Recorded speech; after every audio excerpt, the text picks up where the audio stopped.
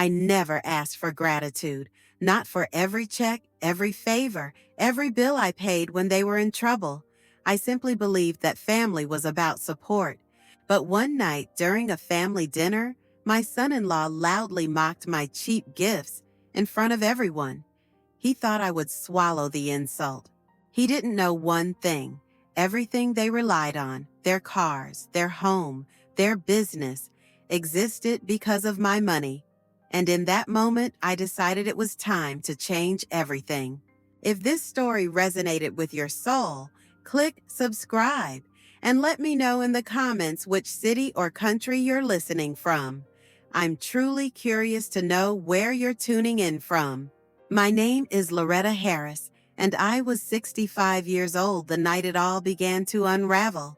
I lived in a modest, comfortable house just outside Boise, Idaho, the same home my late husband and I had bought together 40 years ago when dreams were bigger than our bank account and hope seemed stitched into every morning.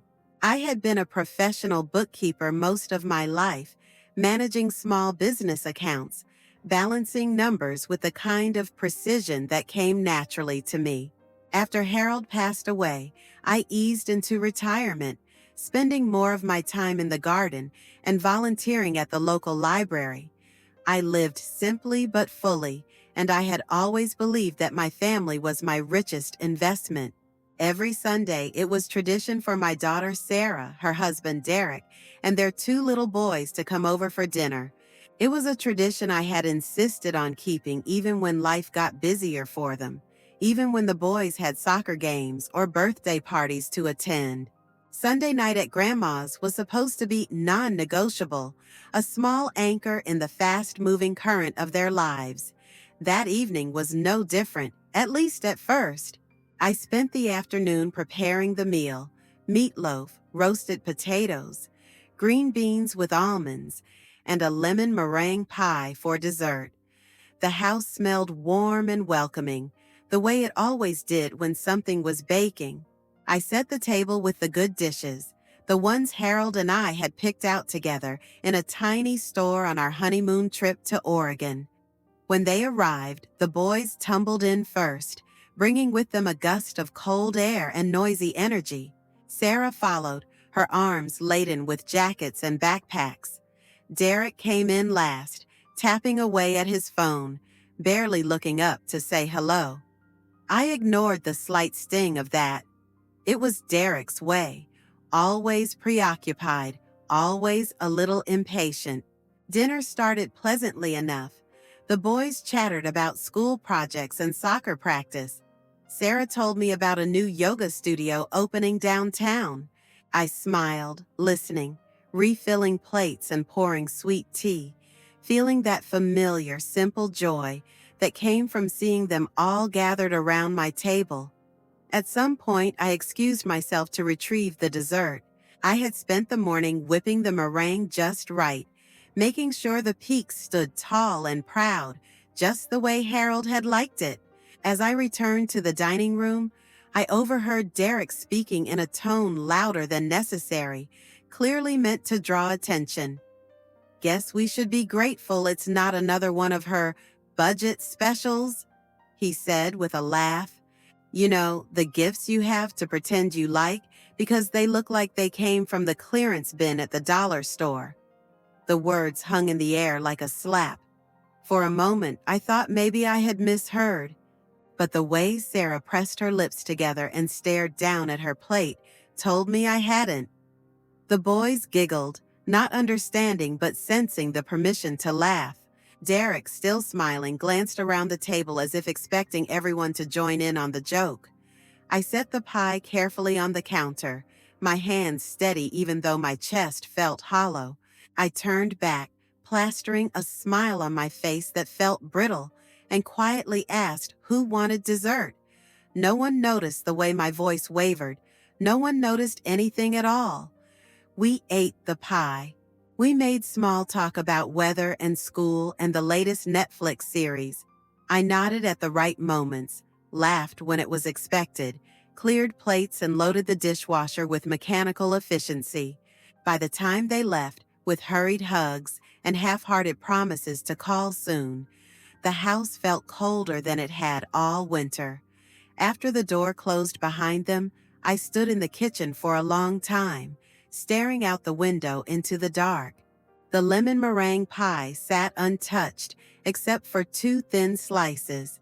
The chairs around the table still held the faint imprint of their bodies, the ghosts of a family moment that now felt like a memory from another life. I thought about every gift I had given them over the years. The down payment for their first home when Sarah had called me crying because the bank wouldn't approve the loan.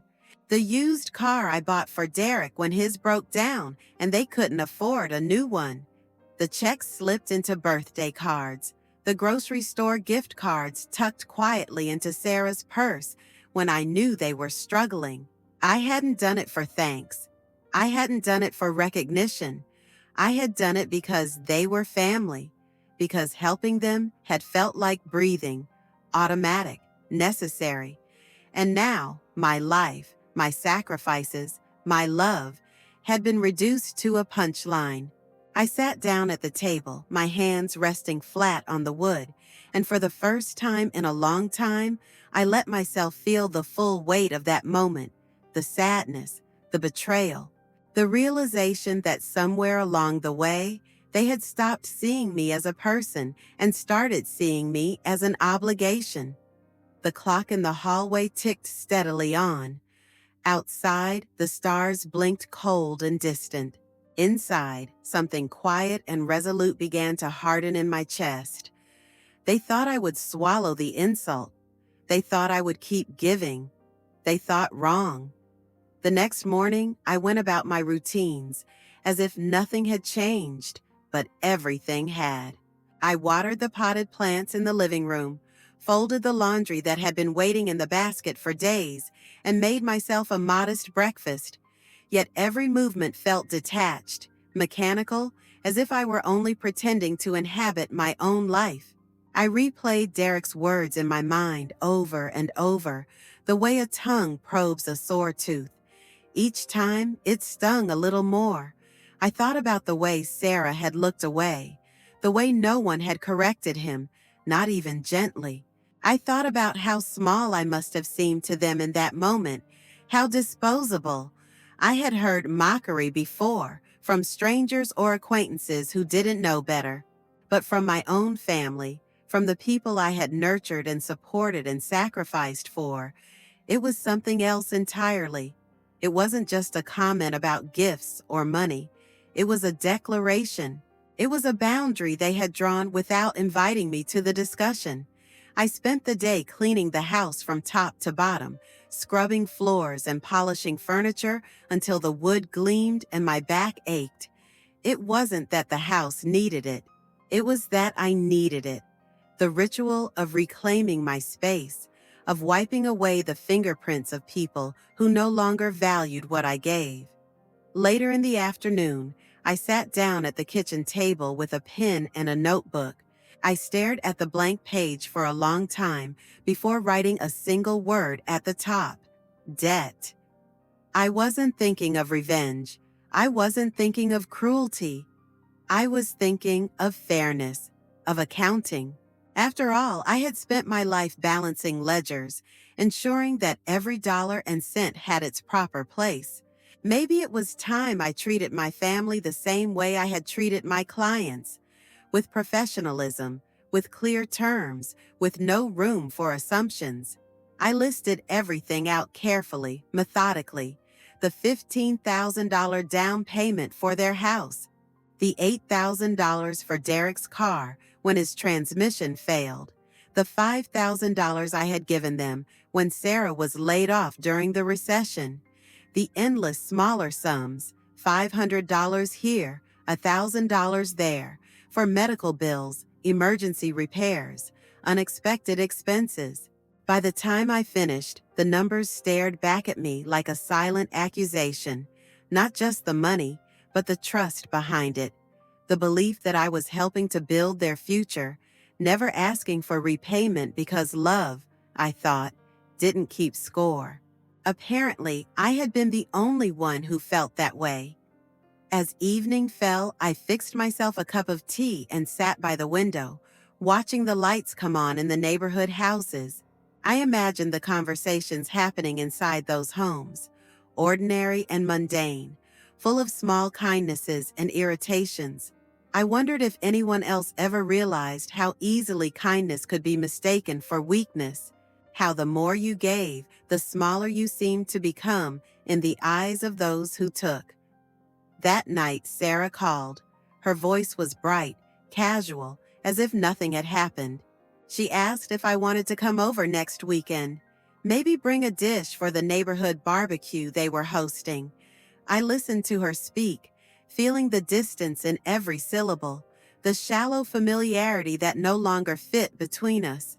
I told her I would think about it. I didn't mention the list. I didn't mention the hollow ache still sitting under my ribs. I hung up and sat in the dark for a long time afterward, the quiet ticking of the kitchen clock my only company. In that darkness, a realization bloomed, slow and undeniable. I had been playing a role for years without realizing it. The good mother, the generous grandmother, the background figure who smiled and helped and gave without ever asking for anything in return. But roles, like debts, could be rewritten. They had laughed at my cheap gifts. They had forgotten that sometimes the most valuable gifts are invisible until they are taken away. I wasn't angry, not exactly. I was awake, and I was about to remind them exactly how much I had given, and how easily it could be undone. The morning after Sarah's phone call, I woke earlier than usual. The sun had barely risen, casting long, pale streaks across the bedroom ceiling. I lay there for a moment, staring at the familiar cracks in the plaster, the ones Harold used to promise he would fix but never quite got around to.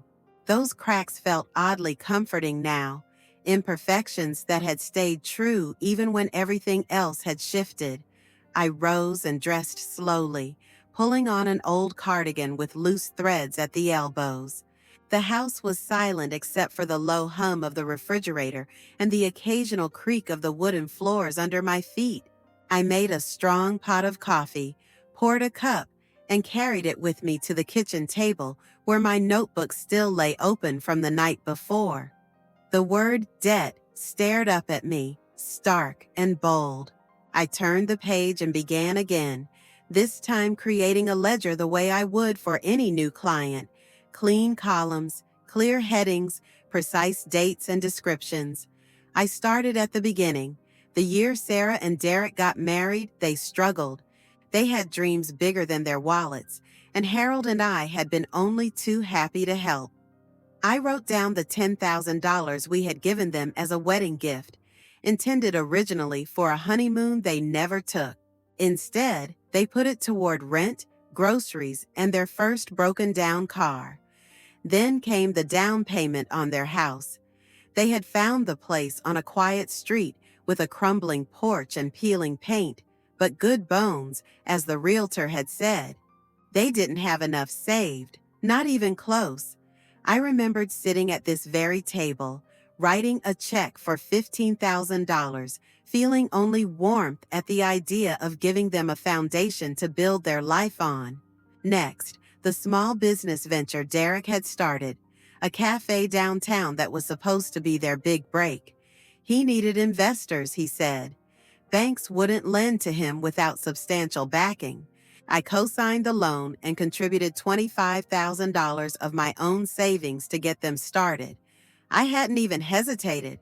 I jotted it all down carefully.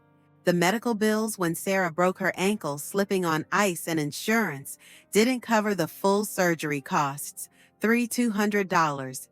The replacement vehicle after Derek totaled his car and needed reliable transportation to keep the cafe running, $8,000.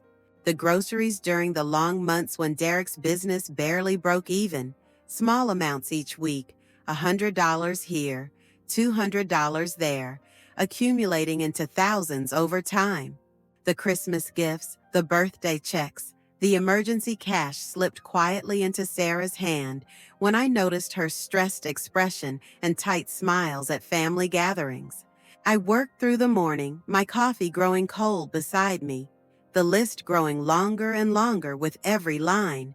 By noon, I had an exact figure, over $75,000. $75,000 that I had given them across the years, believing it was a gift of love, an investment in their happiness. I leaned back in my chair, the pen slipping from my fingers. It was staggering, not just the money, but the generosity that had been taken for granted, folded into the background of their lives like wallpaper they no longer even noticed. It wasn't about the money. It had never been about the money. It was about the ease with which they had dismissed it all. The casual cruelty of that laugh at the dinner table, as if I were some well-meaning fool handing out trinkets while they built their world on the foundation I had quietly paid for. I closed the notebook and stared at it for a long time. This wasn't just a list anymore. It was a record of my place in their lives, and a reckoning of how easily they thought they could erase it. I went to my filing cabinet in the study, pulling out old folders thick with receipts, loan agreements, bank transfers. I wasn't as sentimental as Sarah believed. Years of bookkeeping had taught me that good intentions were no excuse for sloppy records. I sorted through the paperwork meticulously, creating a second file labeled Evidence. I scanned copies into my computer, organized them by year, saved backups onto a flash drive I wore around my neck.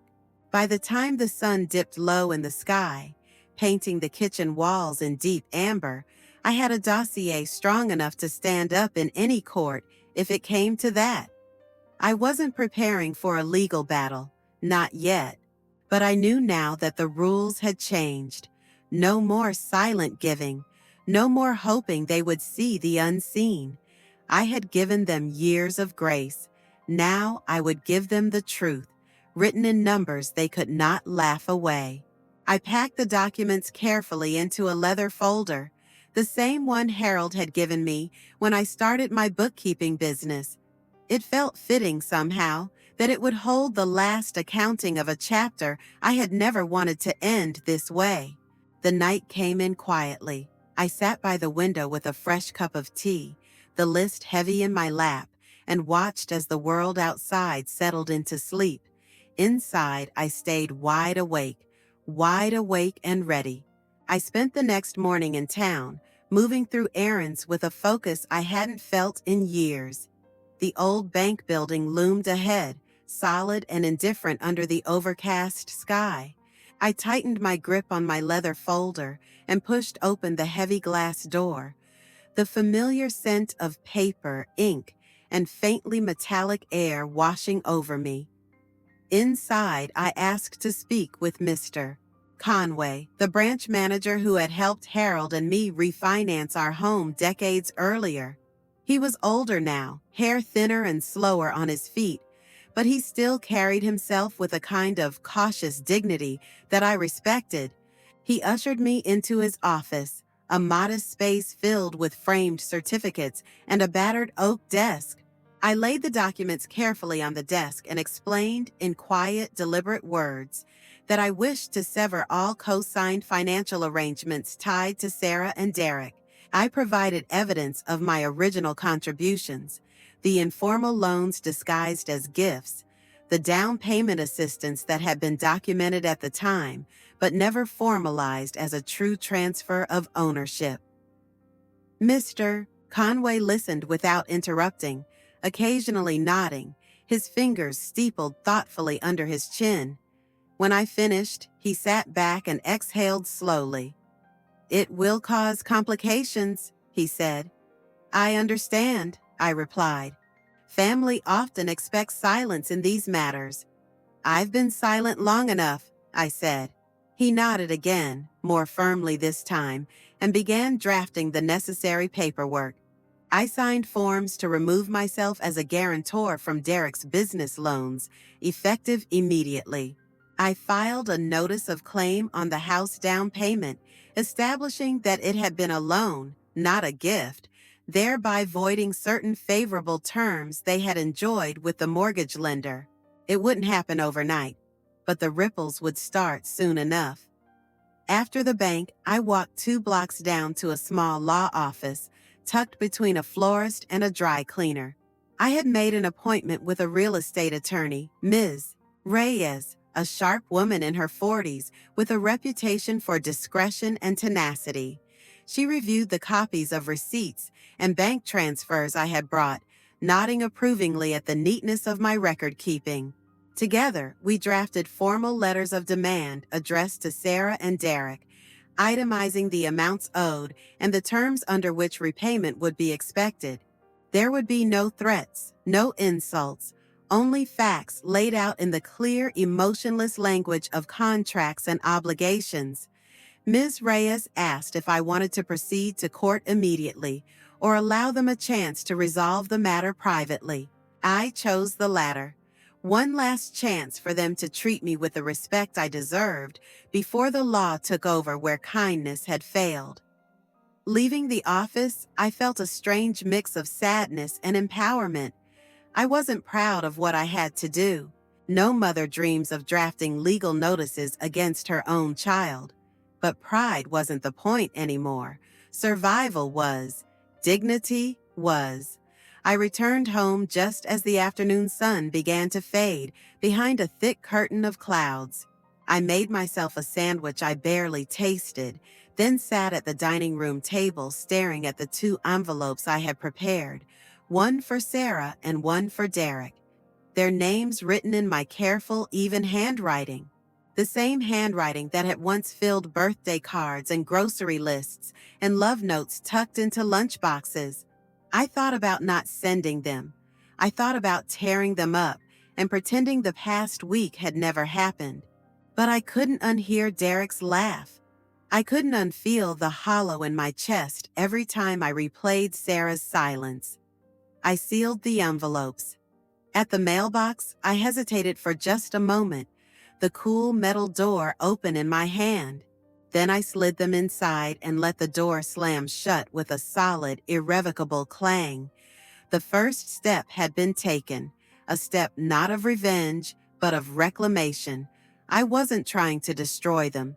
I was simply taking back what was mine.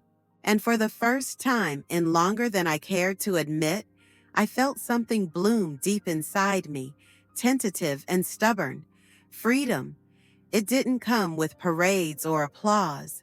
It came quietly, wrapped in resolve, steady as the ticking of the old clock in my hallway. And I welcomed it. The first ripple arrived 3 days later. It was a voicemail from Sarah, her voice tight, almost breathless, asking if I could call her back. I listened to the message twice before placing the phone back on its charger without responding. I needed more than frantic words to undo what had been done. By the end of the week, the ripples had grown into waves.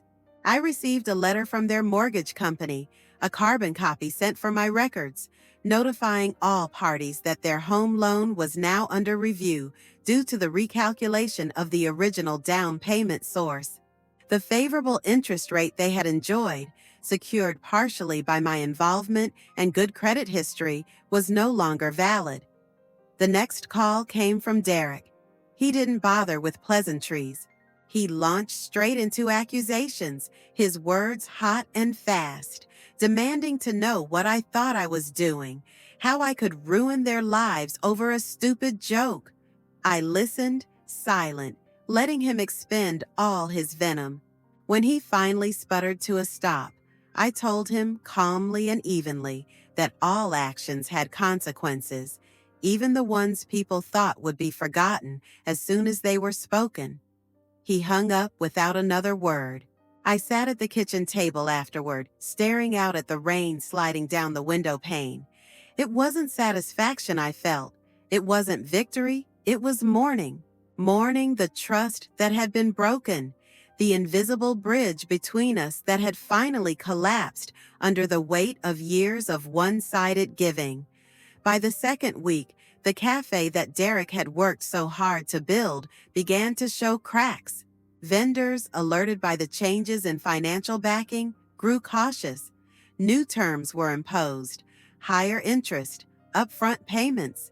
Without my silent endorsement behind him, Derek found himself exposed, vulnerable in ways he hadn't anticipated. Sarah called again, this time crying. She begged me to reconsider, to meet and talk it through. She said the boys missed me, that it wasn't fair to punish them. Her voice cracked in that familiar way, the same way it used to when she was small and scraped her knee or lost her favorite toy. It almost worked, almost. But I remembered standing at the kitchen sink just weeks before, watching her laugh at Derek's joke, watching her let the moment pass without so much as a glance in my direction. She had been old enough to know better. She had been old enough to choose differently. I didn't answer her calls after that. I focused instead on my life, my garden, my books. I took long walks around the neighborhood, feeling the seasons begin to shift, the air growing crisper. I sat on the porch in the evenings, watching the stars prick holes in the dark velvet sky, thinking about the long journey that had brought me to this quiet, painful clarity. One afternoon, as I was returning from the library, I saw Derek's truck parked outside my house. For a moment, I considered turning around and walking the long way home, but I was tired of running from discomfort. I walked straight up the path, my keys jangling faintly in my hand. He stood as I approached, arms crossed over his chest, anger radiating off him like heat from sun-baked asphalt. "You're going to destroy everything we built," he said. I looked at him, really looked at him, and saw not a villain, but a man who had mistaken generosity for obligation, kindness for weakness. I saw a man who had never truly grown into the space that had been prepared for him. "I built it," I said simply. He opened his mouth to argue, then seemed to think better of it. Without another word, he got into his truck and drove away, tires spitting gravel behind him. The crisis deepened after that. Their mortgage company issued a formal demand for additional funds to cover the loan balance adjustment. Vendors cut ties. Sarah's cheerful social media posts grew fewer and far between, replaced with vague, sad updates about challenging times. I heard from mutual friends that they were considering selling the house, downsizing, maybe moving in with Derek's parents for a while. It wasn't what I had wanted, but it was what needed to happen. Some lessons I had learned only sink in when the ground finally gives way beneath you. In the quiet that followed, I found myself breathing easier. The grief was still there, heavy and familiar, but beneath it, something new was growing, a kind of peace, not the peace that comes from everything being okay, the peace that comes from finally, irrevocably choosing yourself. In the days that followed the collapse of their carefully curated lives, I found myself moving through my routines with a clarity I hadn't felt in years. The air smelled crisper somehow. The simple act of walking through my home, touching the worn banister Harold had varnished by hand, felt like reclaiming something I had not even realized I had lost. I kept waiting for the guilt to find me. It didn't. Instead, something different settled into my bones, something sharper and cleaner, a kind of awakening that made the world look slightly different, as if the edges of things had been sharpened while I wasn't paying attention. One afternoon, while sorting through old photo albums in the living room, I came across a picture of Sarah as a little girl, maybe 5 years old, wearing a lopsided paper crown and a grin that could melt the hardest heart. I sat back, the photo trembling slightly in my fingers. I remembered the party clearly, how she had insisted on making decorations herself, how she had sobbed when the cake collapsed in the oven, and how Harold had run out to the store to buy another one without a word of complaint. We had always been the safety net, the unspoken assumption that no matter what, we would catch her before she hit the ground. Maybe that had been the mistake. I thought about every time I had written a check, offered a loan, bailed them out quietly so they wouldn't feel the sting of real consequences. I thought about how I had convinced myself it was love, and it was in its own way. But somewhere along the line, love had blurred into enabling, and generosity had hardened into silent expectation. I had trained them to see me as a resource, not as a person. The realization stung, but it also freed me. I was not responsible for the choices they made after accepting my help. I was not responsible for the entitlement that had festered in the absence of gratitude. I was not responsible for the fact that somewhere along the way, they had stopped seeing me altogether. They had seen only what I could provide.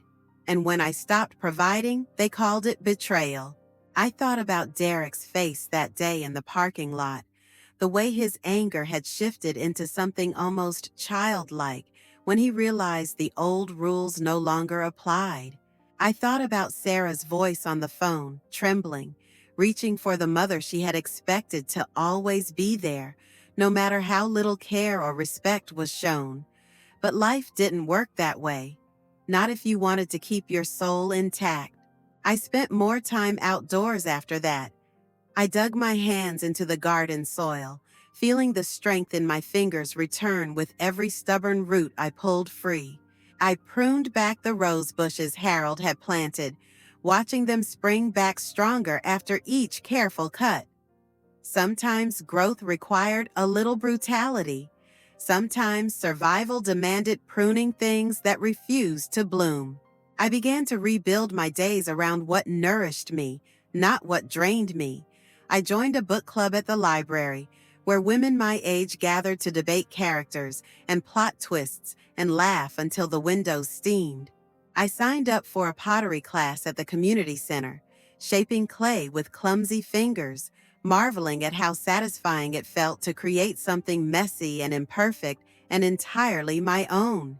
At night, I lit candles and listened to music, real music, not the half-heard noise that used to fill the background of frantic Sunday dinners.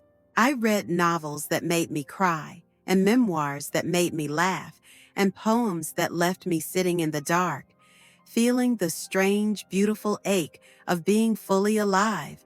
I wasn't lonely. I wasn't broken. I wasn't less because they had decided I was inconvenient. I was whole. I thought often about the word cheap, the careless insult Derek had thrown across the table that day. How small he had tried to make me feel. How wrong he had been. Because the truth was, my gifts had never been cheap. They had been priceless. My time, my love, my sacrifices, my belief in a future I would never fully get to enjoy. I wasn't ashamed of any of it, but I wasn't going to offer it blindly anymore. There was power in knowing where your worth began and where it ended. There was peace in choosing who deserved your tenderness and who did not.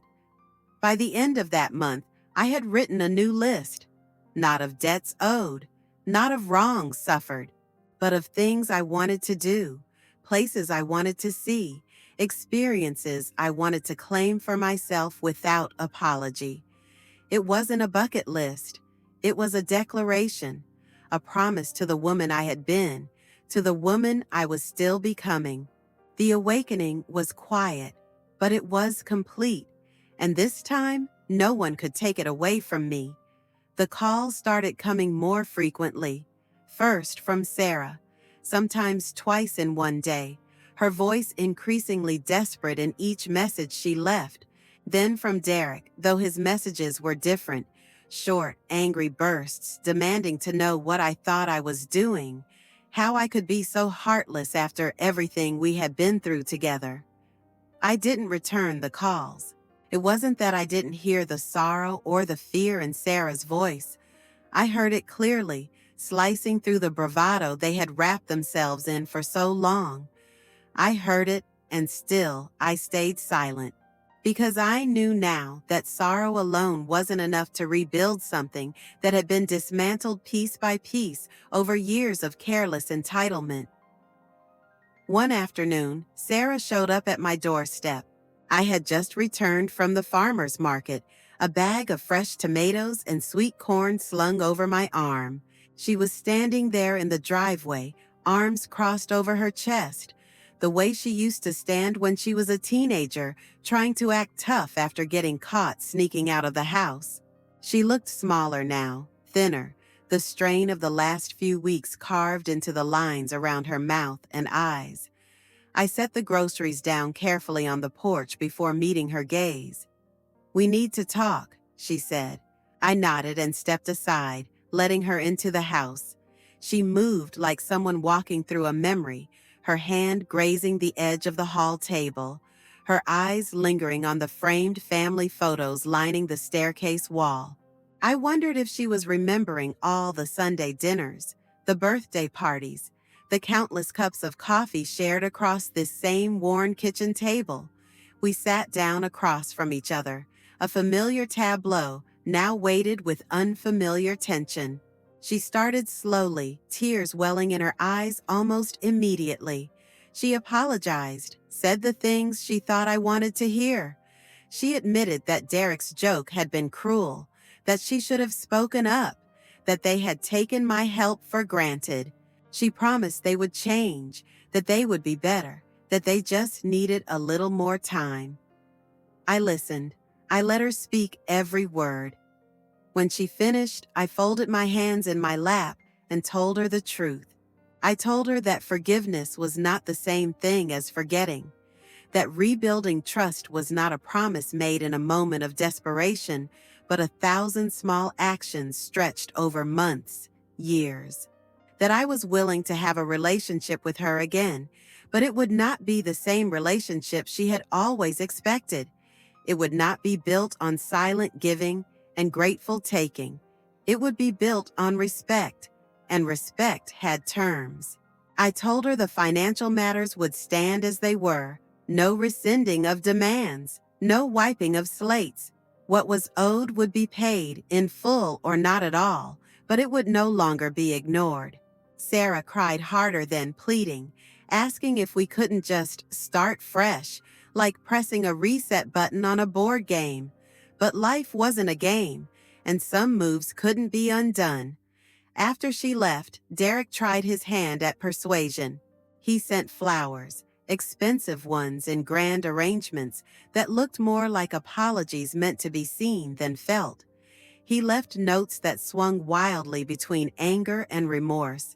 He even showed up once, standing awkwardly on the sidewalk, hands shoved deep into his jacket pockets, staring at the house, but never making it to the door. I watched him from behind the curtains, feeling nothing but a strange kind of pity. He still didn't understand. None of their gestures came from acknowledgement. They came from fear. Fear of losing comfort, fear of losing safety, fear of losing access to what they had never really appreciated. Not once did either of them ask how I was feeling. Not once did they ask what I needed. It was still about them, their pain, their struggle, their inconvenience. I stayed silent. I stayed still. I tended to my garden, pulling weeds with slow, deliberate hands. I baked bread from scratch for the first time in years, the yeasty smell filling the house with a warmth that felt like belonging. I took myself to movies, to concerts in the park, to coffee dates with new friends who asked about my day and listened without expectation. Every now and then, Sarah would send another message, each one shorter than the last, each one tinged with a little more bitterness, a little more resignation. She was beginning to understand, I think, in those final failed attempts to pull me back into the role they had assigned me long ago. I was not returning to it. I had outgrown it. The last message came on a Tuesday evening, simple and stark. "We miss you, but I guess you've made up your mind." I didn't reply, because she was right. I had made up my mind. And for once, I wasn't making it up to please anyone else. I was making it up to save myself. The quiet that followed was not the oppressive kind I had once feared. It wasn't a silence that pressed down on me, making the house feel bigger or emptier. It was a living, breathing thing, a silence that gave me space to remember who I was before I became a shadow behind other people's needs. Each morning, I woke to the sound of birds outside my window, not to the buzzing of a phone filled with demands disguised as affection. I began my days not with lists of errands for others, but with slow stretches of sunlight creeping across the kitchen floor and the scent of fresh coffee drifting from the pot. I spent long afternoons in the garden, digging my hands into the rich earth, feeling the pulse of life beneath my fingertips. I planted rows of tomatoes and peppers, lined the walkway with lavender, filled the front yard with wildflowers that welcomed bees and butterflies.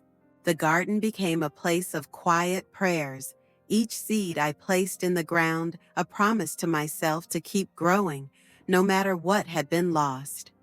Often while I worked, my mind wandered back to Harold. I remembered the way he used to whistle under his breath when he mowed the lawn, the way he always left his boots outside the door even when it rained. I could still see him at the kitchen table, reading the newspaper with his glasses perched low on his nose, tapping his fingers against the ceramic coffee cup he loved. His absence was still a hollow place inside me, but it no longer hurt in the same raw way. It had softened, becoming part of the landscape of my days, much like the old oak tree in the yard, weathered, familiar, and strong. Harold had been my first great love, the man who taught me that partnership was about lifting each other up, not weighing each other down. For a long time after he passed, I thought I would never find that kind of companionship again.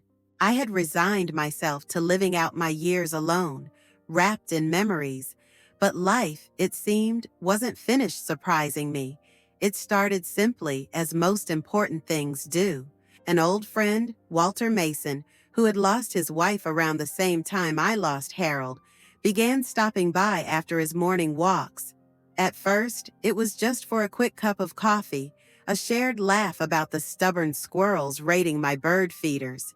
Then came longer visits, evenings spent talking on the porch about books we were reading, memories of a town that had changed around us while we stayed mostly the same. Walter was different from Harold in many ways. He was quieter, more deliberate with his words. Where Harold had been quick to joke and tease, Walter listened with a patience that made me feel seen in a way I hadn't realized I missed. Being with him wasn't about filling the silence, it was about sharing it. One afternoon, as we sat watching the sunset paint the sky in streaks of pink and gold, Walter took my hand in his. His palm was rough, his grip gentle. He didn't say anything, and he didn't need to. I felt the offer there, silent and steady, an invitation not to replace what had been lost, but to build something new atop the life I had so carefully reclaimed. In a few months, we decided somewhat shyly to get married, not because we needed to, not because life felt incomplete without a ring, but because we wanted to mark the new chapter we were beginning together. The ceremony would be small, just a few close friends in the garden I had planted with my own hands. No grand speeches, no white dresses, just promises whispered into the summer air and held tightly between two people who knew what it meant to have lost and found themselves again. As the plans came together, I found myself smiling more often, not the polite, practiced smiles I had worn for years, but real ones that warmed me from the inside out. Occasionally, I would still see a missed call or a message from Sarah, but they no longer pulled at me the way they once had. I wished her well, silently, and then turned my attention back to the life unfolding in front of me. One evening, wrapped in a shawl against the cool breeze, I sat on the porch with Walter beside me. The stars blinked awake in the dark velvet sky, and the wind chimes sang its gentle music above our heads. I thought about Harold and smiled, knowing he would have approved. I thought about Sarah and Derek and felt no bitterness, only a distant kind of gratitude for the painful lessons they had taught me.